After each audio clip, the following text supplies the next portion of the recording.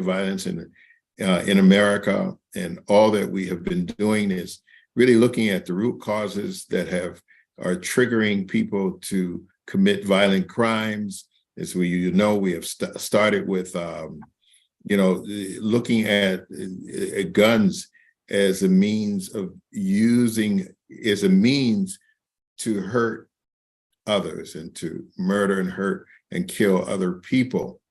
But we realize that it's not only the gun, because the gun is an inanimate object. So I'm here to introduce our new guest here, which is great to have one of our political leaders come on, because we've had advocates, social advocates, and community leaders, and religious leaders, and others to come on. But to have our political leaders to come on and share his hopes and strengths with us. We will have Mayor Garner, and his title will be Fighting Violence in Kansas City, Kansas.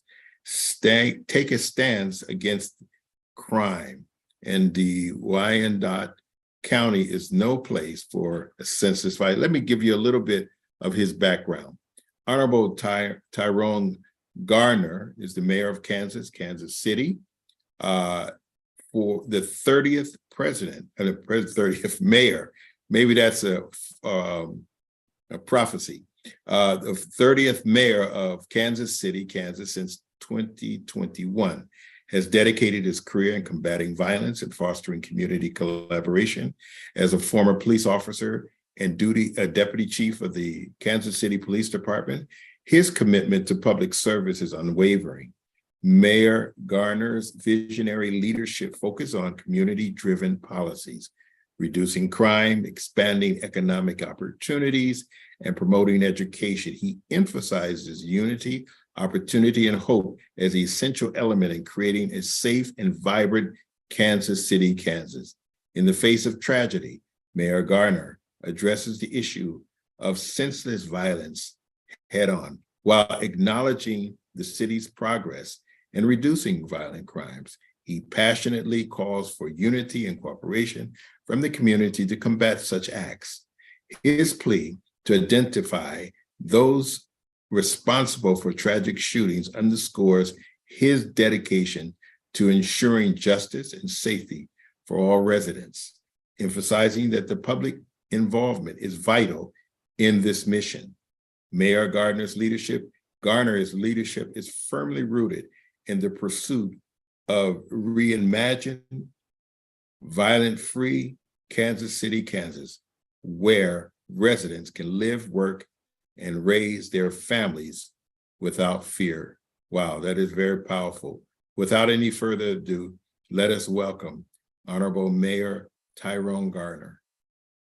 Hello, well, thank you for having me, and thank you for that intro. Part of my background is all of my life profession was in law enforcement. I actually started here in 1987 as a police cadet, right here in City Hall. And believe it or not, I started in the sub-basement of City Hall. And so all these years later, I'm now the mayor. So, it just really a lot of hard work and dedication. But what that has allowed me to do is be exposed to all aspects of government and community over those years here in Kansas City, Kansas. And when you talk about crime and violence, it really has a detrimental effect, especially homicides and shootings that really adversely impact not just the victims, but their families. And sometimes we go to these prayer vigils and these balloon releases, and we give folks our thoughts and our prayers. We'll go to the wake and we go to the funerals. And usually what I've seen, a lot of times that's where the support stops. And it's an unfortunate reality, but the real reality is that long after all that occurs, these families, especially our homicide victims, they deal with the tragedy of loss of their loved ones for a lifetime. And so it does have a profound negative impact on not just the immediate family, but generations of individuals that deal with that loss and that vacuum of not having that loved one there in their lives. I can say here in Kansas City, Kansas, one thing that we're proud of is we do have a chief that came in about 2 years ago with an 8-point platform. And his 8-point platform is really rooted around 21st century policing. And if you look at 21st century policing, which has a foundation in community-oriented policing and problem solving, really what that means is the officers are out in the community, engaged with the community, not bringing policing to the community, but allowing the community to police their neighborhoods and the community with the police in a collaborative way. And the police not just looking at things where you would think that police officers traditionally do, which is just arrest. I heard you mention the causes of crime, and that is really true. What are some of the causes of crime? When you talk about blight, when you talk about homelessness, when you talk about poverty, when you talk about lack of access to goods, services, and resources, when you talk about government that may not be responsive to areas in the community, and you can look at some of those areas right here in Kansas City, Kansas, and Wyandotte County, where we have some of the most distressed zip codes that have become a real picture of what it means to be redlined through decades of racist policies that were implemented throughout the years, as well as disinvestment and disenfranchisement in these areas, which has literally strangled these communities to the point of desperation. And unfortunately, most of these communities just so happen to be Black, and they so happen to be brown, and they happen to be poor. And you look at the over-policing sometimes of those areas that has traditionally happened. And I can go back to what our chief, Carl Oakman, has done, is really getting the officers out in the neighborhoods and sitting at the table, or meeting folks in their homes, at the diners, and having real conversations about not just what the police may want the community to hear, but taking the time to listen to the community and saying, what issues are most important to you? How can we partner? Number one, to be trusted, you have to show yourself being trustworthy. And that's the first step, is getting out in the community and letting people see you in a different light, not just stopping their children, not just writing tickets and taking folks to jail. Because what we've learned, in my experience, what we've learned, and the data supports it, is you cannot arrest your way out of crime. And if we could, our prisons would not be overflowing with individuals. Again, you have to get back to the root causes. What we're seeing really now, that is really a huge problem, is homelessness.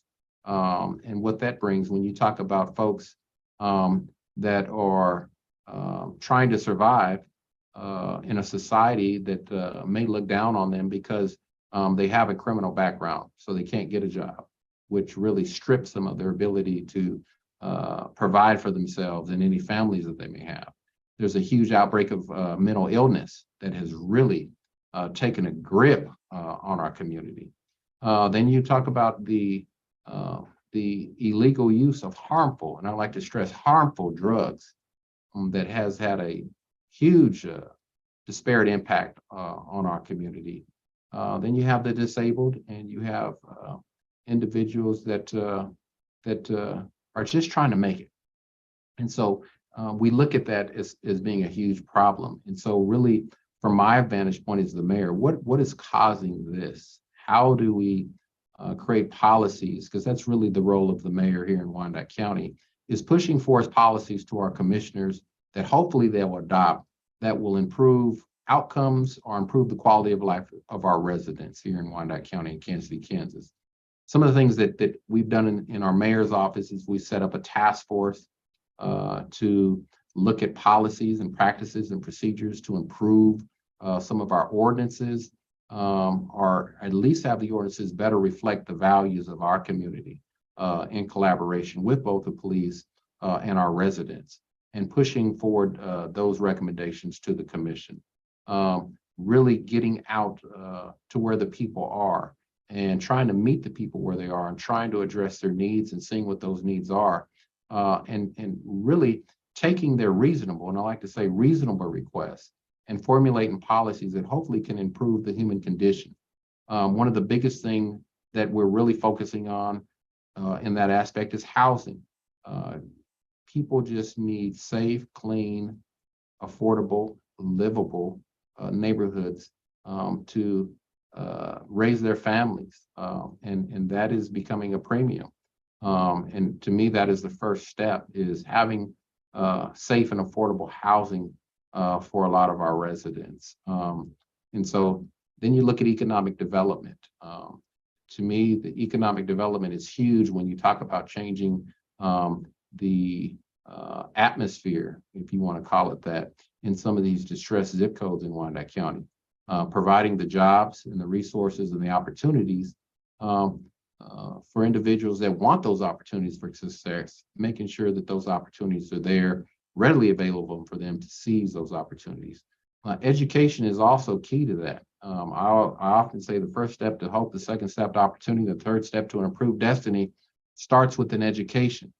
And I'm excited that our community college has actually decided to move a satellite campus to some of the most distressed zip codes in our community, which could free up the inhibitors of individuals that want to get a better education because of transportation or lack of access. Now they'll have that ability to do so with curriculum that provides not just your traditional business degree, but things that that can allow residents to become entrepreneurs and business owners, so they can start to create generational wealth for them and their themselves and their families. And so those are the types of things that we're working on. The police department here in Wyandotte County, Kansas, have done a good job under the leadership of Carl Oakman. I cannot stress the value of human life, and so I don't want anybody to take this in a negative way. But we've had a 9-year low in violent crime in Wyandotte County, and a record low in homicides here in Wyandotte County, or at least in Kansas City, Kansas. But it's unheard of for a police department to have 100% homicide solvability rate. And under the leadership of Chief Carl Oakman and the great work of the detectives and the investigators, they've managed to accomplish that goal. That doesn't bring that individual back, and it doesn't relieve the pain of loss that families feel, but it does allow the families to start being able to navigate in a way that can bring them closure, and hopefully just bring them some level of solitude that the person that committed the heinous crime of murder is being brought to justice through the work of the police department. But I'd like to stress the police department couldn't have been successful and done that on their own. Individuals being and working in partnership with our police department was key. And I think here in Kansas City, Kansas, it says a lot, because what you'll find if you talk to everyday residents, they want safe and clean and livable neighborhoods for themselves and their families. They want a place and they want to help make Wyandotte County and Kansas City, Kansas a great and safe place to live, work, and raise their families. And what we're seeing is that they realize that they have to be engaged. We have over 50 dedicated neighborhood groups throughout Kansas City, Kansas, with neighborhood leaders, where these groups meet on a regular basis, and they work not just on crime issues, but they work on the issues that perpetuate crime, be it blight. You see a lot of community cleanups going on here in Kansas City, Kansas. They work closely with our codes department and our community policing officers, and we have a real strong community policing unit here in Wyandotte County. We've had it since the mid-90s. And really, if you look at what community policing has done here in Kansas City, Kansas, in partnership with our community, that correlates directly to the drop in some of our violent crime over the years. So I know back in the mid to late 80s, early 90s, the crack epidemic hit this nation really hard, and Wyandotte County was not immune to that. And there were a lot of murders and homicides related to crack and illegal drug sales. And a lot of people lost their lives, and a lot of young men and women were incarcerated. It really had a bad effect on our community. And then we don't even get into the negative effects of those individuals that self-medicated using those drugs for whatever reason. And then the impact that had on their children and their families. So when you talk about, people often think, oh, an individual that may be using a harmful drug, that, that affects that person. Well, you got to remember, somebody somewhere loves that individual. Somewhere that's somebody's child, that's somebody's mother or father. And so that just doesn't impact that individual. It has a profound negative impact on communities. And so Kansas City, Kansas, we've done a good job of really addressing those needs. The big drug that we're seeing now here in Wyandotte County is fentanyl. And our chief is really working with our federal authorities to get a handle on that problem.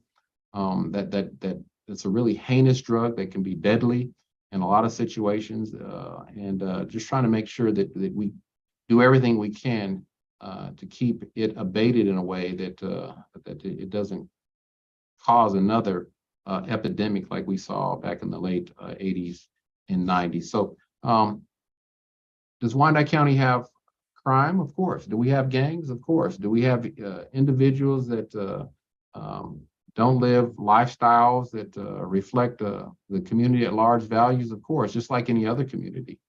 But I can say, no, we don't have zero crime, but I can say that we've done a good job trying to get as close as we can to being a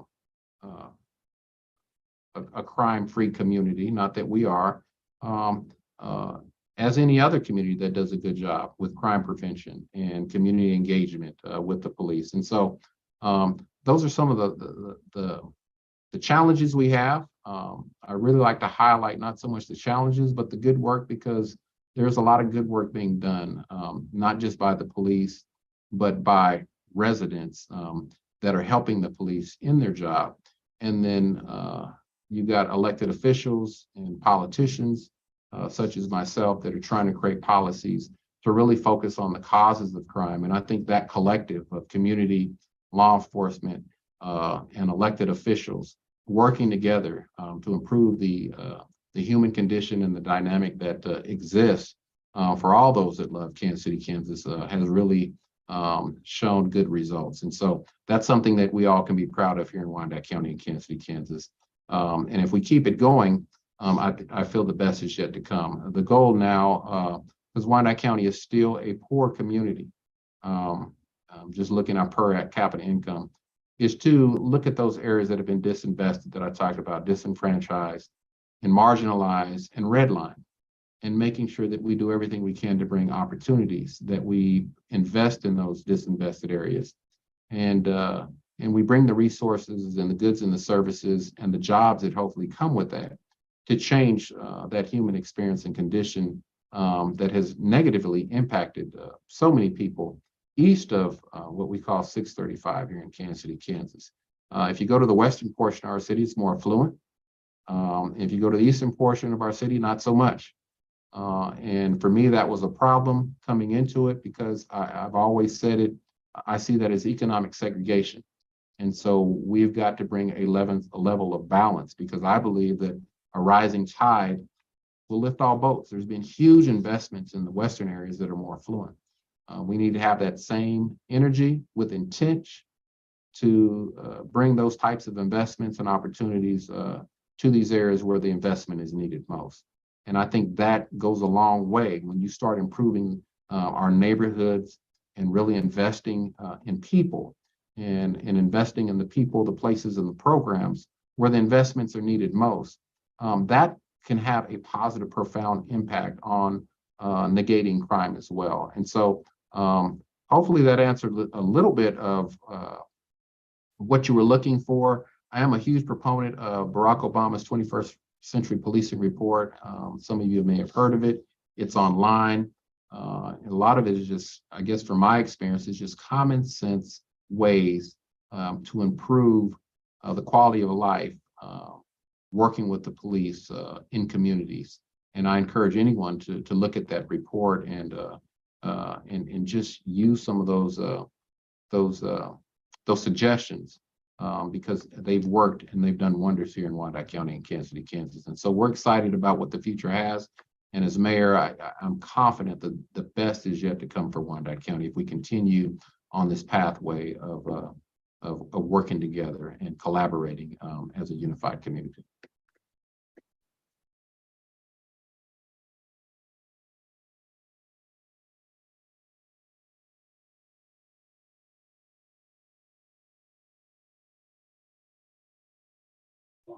Sorry about that. I had to get unmuted. I was not allowed to get on. Thank you very much, Garner. You did an excellent job. What eloquent speaker you are as well. And I just like and love how you have a handle on several segments of dealing with stopping the crime in your city. And I think it's, when I was listening to you, I think they're all really comprehensive areas and comprehensive strategies and targets that you are having. So thank you very much. I'm going to take that. I really like that saying you said, you cannot arrest yourself. You cannot arrest your way out of crime. That is so true. I'm going to hold on to that particular one. Can you hear me? Hello? Yep. Okay. You're good. Oh, okay, good. I'm out of the country again, so sometimes the internet is not working well. But thank you very much. You did an excellent job. I'd like to open up the floor for any questions that you may have. How about Donna Avery? Instead of writing, would you like to come on and share some your hopes and strengths?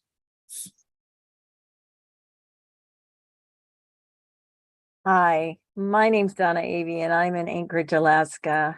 And I've been sort of reviewing and studying how to build better communities my whole life, let's say. I was really appreciative of everything you said and your broad perspective and how thorough your acknowledgement of all the different issues, especially when you addressed homelessness, but the idea of empowering commissions and bringing forward policies that reinforce acknowledgement of the social issues is very thorough. I don't know that I've ever heard anyone present it as well as you presented today, Brother Garner. Tyra, Mr. I don't know how you prefer to be addressed, or if you have a doctorate. I don't know your background, anything about you, but I gained an amazing respect and appreciation for what you were sharing. And I was wondering if you mentioned Barack Obama's 21st Century Police Report. And I was wondering if you've been able to formalize any of your understanding in a way that you could bring it forward to your community college or upward to other mayors in Kansas and in the United States. I would love to, we have so many issues that differ between our states. Alaska is I'm in Alaska, and we're very large geographically, but small population. And we have little communities, but big problems for those little communities. So your understanding would need to be kind of reworked for our situation. But when it's formalized, if you can put it in writing in any way, shape, or form, or if it exists and you could share it with people like me who'd like to share it in our community, that would be very exciting. Well, I know the 21st Century Police Report, you can find that online. That's available if you Google Barack Obama's 21st Century Police. And that came about because of, around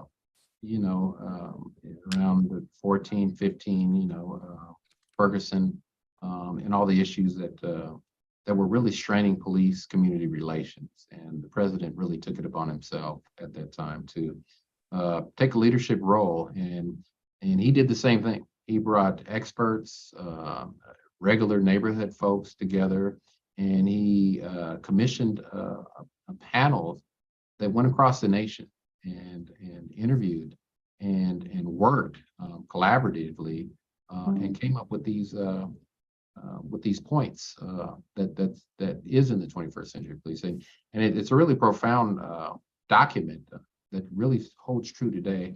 And you can take that, and whether you're in Alaska or if you're in Belize, I think you can use the principles of that and apply that to a community anywhere. Because really the foundation of it is it's about not so much the police policing their way out of the problem, but really the community coming together, recognizing that there is a problem and galvanizing other neighbors to work with police, elected officials, and other stakeholders to find real solutions to problems that impact the lives of real people every day.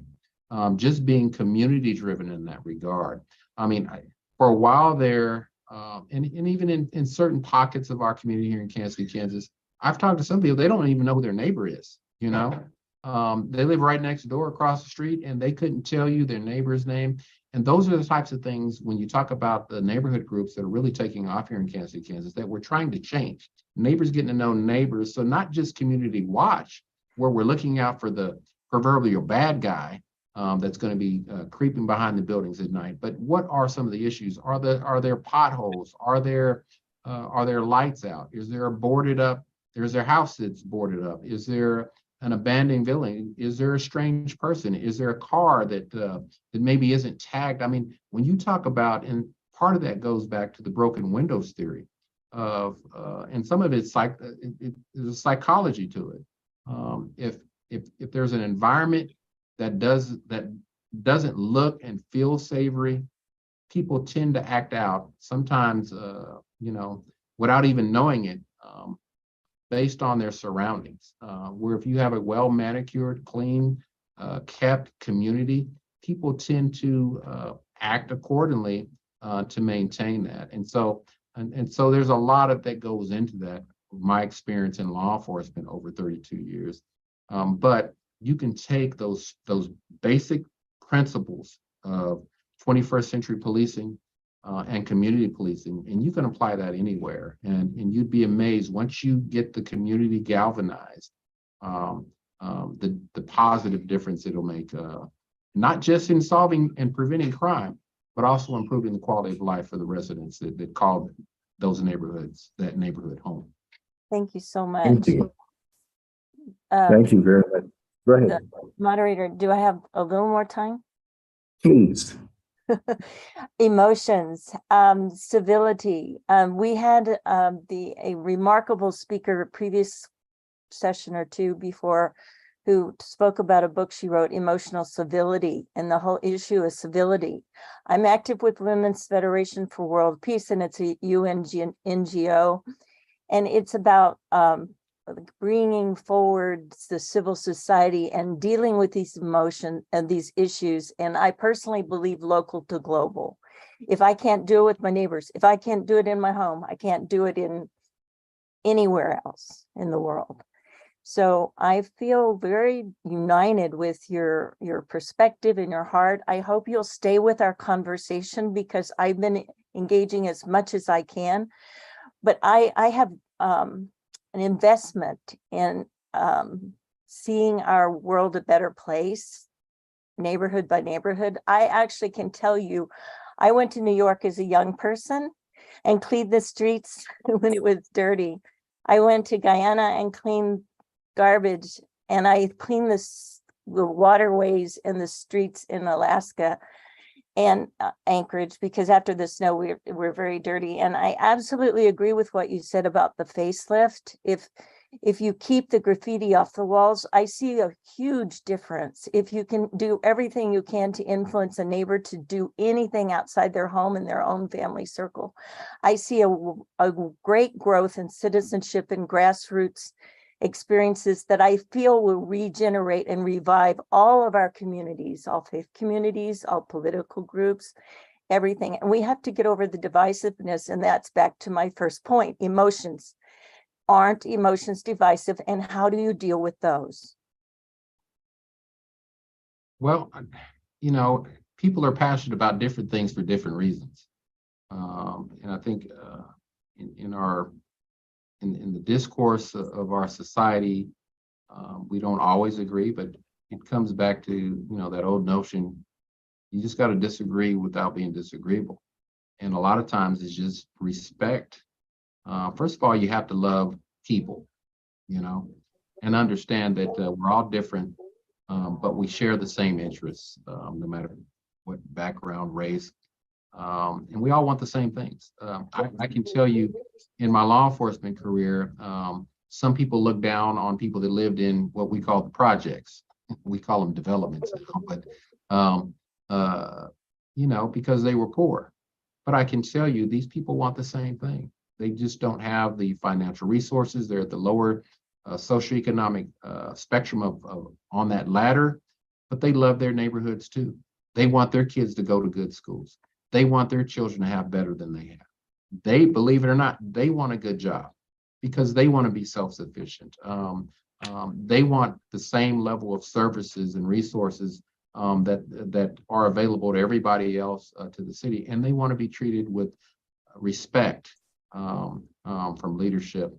And sometimes they may talk a little different. Their lingo may be a little different, but they're still people that love their neighborhood, they love each other, and they love their community. And I think that really hits home for me about what you're talking about. Is you got to have a foundation of love for people. And then you just got to be able to respect that we may not always agree on everything, but let's not focus on what we don't agree on. Let's look for the good and build on the good things that are there. And then maybe if we need to, we circle back and we see if we can bridge some commonality in things that maybe we didn't see eye to eye on, but while also maintaining that mutual respect. Wonderful response. Thank you so much for being able to ask questions. Hey, Pastor Amy. Good to see you as well. Thank you, Dr. Honorable Mayor Garner, for your very comprehensive and targeted response. Anyone else's? We have our executive president of UPF, which is the sponsor of this Stop Your Violence, Dr. Michael Jenkins. I see him on. Let's welcome him if he has any questions. Well, thank you, Reverend Oliver, and hope you're doing well in Zambia. Yeah. A good connection here. Mr. Mayor, we are very honored that you would spend this time with our program. We're learning so much from you. And I'm so happy to see Reverend Darren Faulkner here too. He added several times to our programs, a great understanding.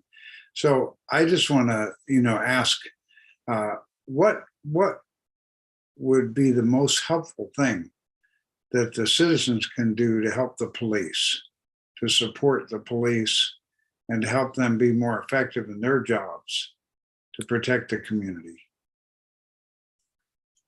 Well, from my experience, is you said it, is I can tell you the don't snitch movement didn't hurt the police. It hurt our communities. I can tell you that. Helping the police be successful because the police success is the community success. The police are only as good as the information and the support they get from the community. So supporting the good work of police officers. And I'm not saying if there's raggedy and there are raggedy police officers, trust me. I've had to fire some police officers in my years and discipline some police officers over the years. And I watched police officers go to prison right here in Kansas City, Kansas, because they did things that didn't reflect our values. And some things were illegal. But what I can tell you is you want to make sure that we hold the police accountable to the expectations that we have them, because they are public servants. They do work for the communities that they serve. And sometimes they don't always need to be reminded of that, but we need to support them in the good things that they're trying to do and supporting the good officers. And sometimes that's just going to talking to that police officer that rides or walks that beat. and sharing information and building that relationship with them. You know, in just about every aspect of life, not just in, marriage or, intimate relationships, but relationships matter. Yes, And sir. sometimes, life is built on relationships. I mean, we've heard that, it's not so much what you know, it's who you know. And so if you get to know your police officer, get to know that individual where he knows you, knows your house, knows you by your first name, and you get to know him, that brings out around that wall of distrust and sometimes uncertainty with individuals. And what you'll find is that police officers are just everyday people. They were men and women that went to City Hall and said, I want to sign me up. But who were they before they became a police officer? They were just normal, everyday folks doing normal, everyday things that everybody else does. That's just their chosen profession, but they're still people. They still have families. They still want to go home. They still stress. They still have the burdens of life, and life happens to them just like it happens to everybody else. So just being supportive and knowing that they're human too, and being willing to work with them on issues and reaching out to them, especially to police leadership, and maybe inviting them out to your neighborhood group, to your church, That's great. and having them speak, putting them on a panel, kind of like what you're doing with me now, asking them questions, and not gotcha questions, but questions where they can reasonably responsibly answer Yes, sir. and work with you on solutions, and then reassuring them that we're not here to call you out, we're here to support you, but we want to be educated, and we want to educate you, and we want to build this lasting partnership, because at the end of the day, we need the police, and if we're going to have safe and livable neighborhoods, we need the police to be successful. That's great. So, Mr. Mayor, Reverend Oliver, we're really great to have the mayor share with us about having the police on the program. And you've had so many officers, it really is encouraging. Where Reverend Oliver and I know Mayor Eric Adams, and we were with him many times before in Brooklyn, and he was police captain for many years. And your background too in law enforcement is tremendous difference in leadership. I think I can see it in Mayor Adams. I think he's doing a great job and very impossible circumstances. But as mayor, what would be like two real quick things? What could the federal government do that would help you the most as mayor of the city to help your city? And then also, what can we do, or the community, not we, but the community do to help you more in your role? If you could say anything, what would be the best thing they could do? Well, the federal government, I guess if I had a magic wand and an ask and they would do it, I think direct appropriations to communities would be really helpful. Right now, there's a bureaucratic process to try and get funding through the state, through the government. I mean, it's just, but really trying to make sure that those dollars that sometimes Congress set aside goes to very neighborhoods to where they were intended to go, without politics being involved. Because sometimes politics, believe it or not, can hinder those funding opportunities. Sure. And a lot of people get left behind. So that's the one thing the federal government could do, and amongst many others, and making sure that we fund the things to address the causes of crime, because that's what we're talking about. And I mentioned some of them, but there's a lot more. But I see poverty really. We heard the war on drugs, and we've heard the war on crime, and for a minute there we had a war, but we really need to take a real look at a war on poverty and what that means, and look at the root causes and do a deep dive into that and address those issues. Mental illness. I know here in Kansas, they have really, over the years, probably over the last 3 decades, slowly defunded that those monies that would otherwise go to addressing mental illness. And you know, that is huge when you talk It about is huge, yes. how that impacts people's lives. I think we need to take a hard look at our criminal justice system as a whole in our society and ask ourselves, is mass incarceration really working in a way that is going to allow people to become productive citizens, especially when you look at the recidivism rates of individuals that do get out and they go right back. And if you're a felon, good luck on getting housing, good luck on getting a job where you can make a livable wage to take care of you and a family. Even if your heart and your mind and your intentions are right, the challenge is sometimes great. And sometimes a lot of individuals struggle overcoming those challenges of just trying to reintegrate into society in a way where they can become productive. So there's a lot of different things that I think the federal government needs to look at to improve the quality of life of residents. For people here, what would really help me, I just think the biggest thing is people, number one, being engaged, being informed, educating themselves, coming to these commissioning meetings, holding me accountable. I don't hear a lot of mayors saying that, or our elected officials, but I tell folks here in Kansas City, Kansas, that if Tyrone Garner is a raggedy mayor, please vote me out. I don't care how nice of a guy you think I am, how shiny my head is, and you just think it looks good on me or whatever the case may be. I can be all those things, but not as your mayor. If I'm not doing the things you need me to do that reflects your values, and I'm not voting in a way that reflects what you want to get done here in Kansas City, Kansas. And so I tell folks, number one, vote, and don't vote on name or popularity or, you know, I hugged grandma and kissed your baby, because at the end of the day, it's really not going to matter if I'm not doing the things to move the needle forward in your neighborhood in a way that that brings value.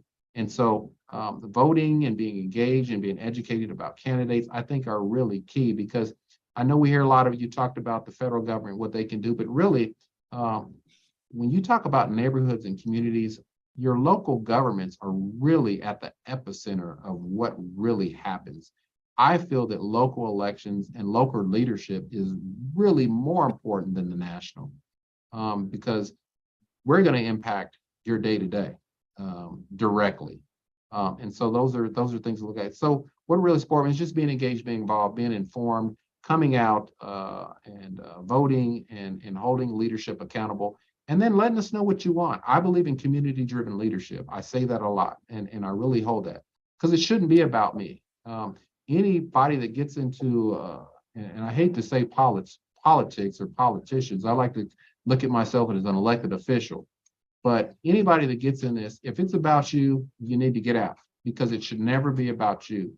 And you got to love people, and you got to love the community you serve, and your motives and your intentions got to be pure. And you got to be willing to step aside if you're not getting the job done. And those are things you won't hear a lot of folks say, but those are the things that I believe that if you had more folks in these type of leadership positions, not just saying, but doing, I think it would bring a lot more confidence to our residents. And then really the residents just need to build their own confidence by saying, we're watching you and we're going to support you when you're right, but we're going to vote you out when you're wrong. And those are the types of things that I think occur. Thank you, Mr. Mayor. What an inspiring and hopeful leadership you're offering. Thank you so much. I hope we can have you on nationwide on the major network soon. You probably already have been, but we're at Washington Times. I'd like to see us do a story on your success. Thank you. Thank you very much. Thank you, Dr. Jenkins. Thank you. We'd like to, something's wrong with our spotlighting, but I would like to call on Reverend Dr. Darren Faulkner. He had his hand up.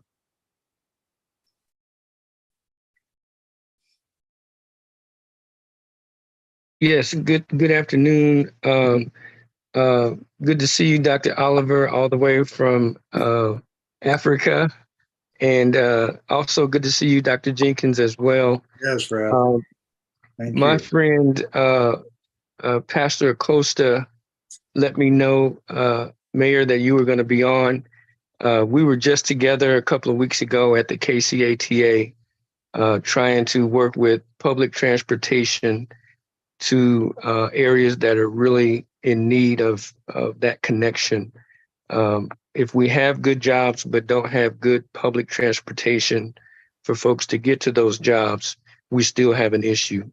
And this mayor right here was at the meeting advocating for his city to be really included in thoughts moving forward for public transportation in Wyandotte County and specifically Kansas City, Kansas. So I commend you, Mayor, for the work that you are doing. I'm on the Missouri side. Dr. Oliver, you know what that's like, the Missouri and the Kansas side. But when I look at what our crime rate is compared to what it is on the other side of the river, there's a drastic difference. We're approaching 140 homicides for the year. This is on pace to break our record of all-time homicides in 1 year for Kansas City. And yet we look at just across the river and the work that KCK is doing under the leadership of Mayor Garner and Chief Oakman, and they're seeing record lows in terms of homicide rates. Mayor, I just want to know what do you say are the main contributing factors to, what Kansas City, Missouri murder rate is like, and the fact that you all are experiencing lows in terms of homicide. What is the major contributing factor that you would name that's the result of that? I mean, we're just divided by a river, yet you all are experiencing record lows. Well, it goes back to community policing and problem-oriented policing, and not just having a title that individuals hold, but we have an actual unit of officers that go out and they go to these community group meetings. They meet. They have, believe it or not, we have officers doing untraditional things, going out, having picnics, meeting with kids, mentoring, going into schools. We have a strong PAL, Police Athletic League program here. I mean, there's a lot of things. We meet with neighborhood groups. We sit around the table and we say, okay, what are the problems? Okay, what are the resources we need to get to a solution? And then we execute those things. And when people start seeing results, that brings hope to other people that have been sitting on the sidelines and say, okay, I may need to be a part of this because I'm seeing tangible results that are working in my neighborhood. And it goes not just focusing on the causes of crime, I mean, on the symptoms of crime, because you're going to run yourself in circles focusing on the symptoms. You got to really focus on the causes. And that is a multi-pronged approach that I briefly tried to talk about of community police as well as political leadership, really focusing on the causes of crime and not just the symptoms. And there's a balance, with that. One thing over here as well that I know Chief Oakman really focused on is diversity. It can't be stressed enough that you have to have organizations of the people, for the people, that are reflective of all the people. Officers have to have a cultural connection to the community that they serve. And that's where diversity comes in. People need to feel comfortable. And it's not so much about black and white as it is to having the right people in place that understand the needs, the struggles, the language, the communication, the history, and having that cultural connectivity to your residents is key. I can tell you, there were places I would go with an officer that didn't look like me. And individuals that happen to be African American, they would come to me because when you're in crisis, really, you want to go to the person of least resistance when you talk about communication. So you're going to beeline to that person that you feel you're going to better communicate and get your message across to. And it worked the other way around. I would be in Caucasian predominant areas. And if I had a Caucasian officer, they would beeline at the Caucasian officer because they had that comfort level that was there. And so there is value in diversity and inclusion, women. And when you talk about our society, when you talk about the LGBTQ community, and really just making sure we have those individuals that have a better understanding of the neighborhoods and the community that they serve. So diversity to me is really key when you talk about that dynamic. And under Chief Oakman's leadership, he's done a real good job of really not just hiring, but also promoting and putting women and Latinos and Asians and African Americans in positions of leadership to really bring about the diversity that we need. So now you have diversity through all levels of the police department. And that, to me, coupled with community policing and having a police department that looks like the community, that has a better understanding is really key. And then again, your neighborhoods, because that renewed trust and commitment, and the police department not just saying they care, but getting out in the community and showing that they care, and not just by writing tickets and taking people to jail, but actually sitting at the table and doing things that normally traditionally officers won't do. But they look at themselves more as not as the police, but as public servants.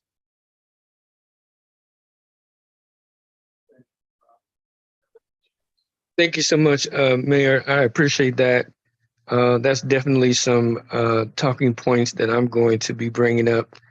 We're doing a series of meetings with our new city council. You know, our new city council just was seated a couple of weeks ago.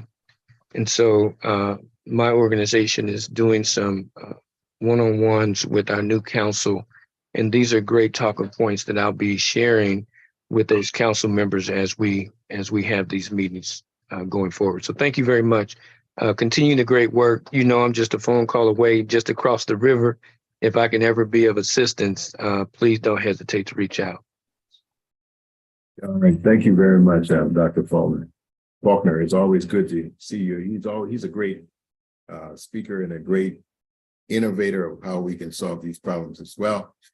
He's pretty diverse as well, and I like his presentation. Thank you, Dr. Faulkner. And you, Mayor Garner, you're pretty awesome and incredible. Really enjoy what you said, and I'd like to reiterate one point that you made, and I think it's an impressive point, and that is that you have 100% homicide solvable rate. That is quite impressive. Wow. And so there's something that you're doing, and I think we can spread that ingredients to around the country.